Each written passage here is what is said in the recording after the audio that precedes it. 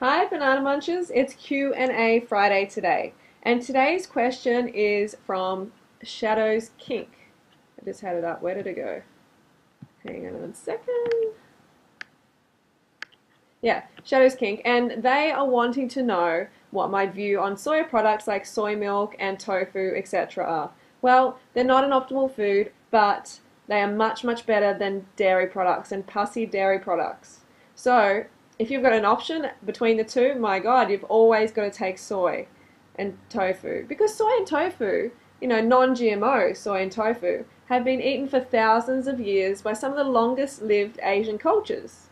So they're definitely, fine. A lot of time these days, they put soy in all sorts of things like hot dogs and burger patties and all that sort of thing. People get sick and then they blame the soy instead of the putrefying, decomposing flesh. And soy also gets a bad rap from the meat and dairy industry. Like a lot of these studies that are funded by the meat and dairy industry. And another thing, these studies are done on GMO soy, all right, genetically modified organisms, soy, which of course you don't want to eat. That some humans been tampering around with that. You're always going to be better off having something like banana milk, so bananas and water pulse blended. Now, banana milk is great. If you want to put it on your cereal, if you're still eating cereal, just put banana and water and pulse the button. And the reason we do the pulse is because it oxidizes less. I mean, other options to soy milk are like rice milk, or you can do almond milk or something like that. And soy also can be fairly fatty as well.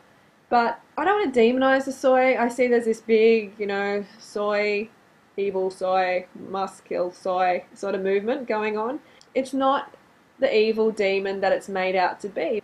So it's all about getting quality organic soy. You don't want this GMO bullshit, because that is not going to be healthy, obviously. I would not worry too much about having some tofu here and there, but I recommend getting the carbs up. If you increase your carbohydrates enough, you're not going to feel like any tofu, you're not going to feel like soy, you're not going to feel like anything like that. You're not going to feel like dairy, meat, all of that business.